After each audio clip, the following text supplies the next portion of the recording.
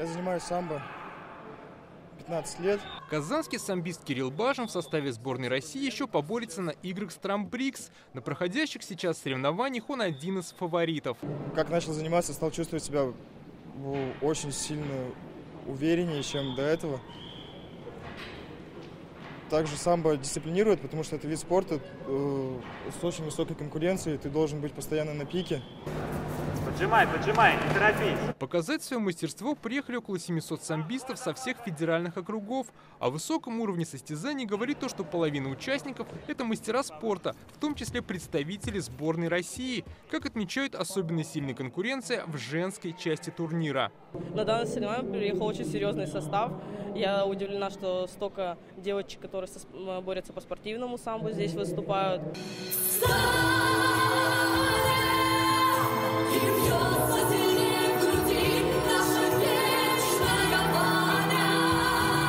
Это первые всероссийские соревнования по самбо, посвященные памяти участников СВО. Турнир, как и развитие самбо в нашей стране, проходит при поддержке федерального проекта «Единой России за самбо». Сегодняшние соревнования посвящены памяти бойцов, участников специальной военной операции. Спасибо ребятам, они тем, которые отдали свои жизни за нашу страну.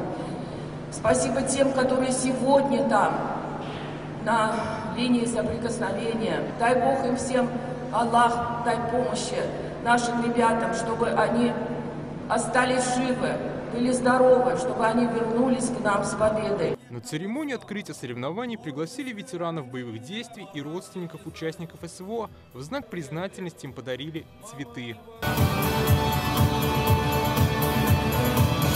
Очень важно, что не забывает, и вообще администрация Казани, и администрация района всегда как бы с нами на связи и нас поддерживают. Самбо или самозащита без оружия как вид единоборства был разработан в Советском Союзе на основе дзюдо и джиу-джитсу. Для себя, как для юноши и как для будущего мужчины, я уж научился падать, уметь боевые приемы делать, но это мне помогло не сойти с дистанции где-то и идти по жизни.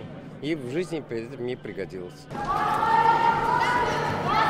Сейчас в Татарстане самбо занимаются более 3000 человек.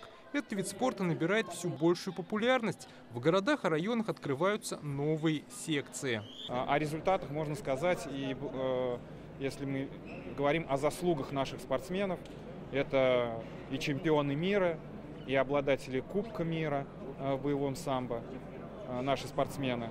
Поэтому мы надеемся, что вот такое развитие самбо будет продолжаться. Соревнования завершатся завтра. По их результатам для девушек состоится отбор в сборную страны для участия в международных турнирах.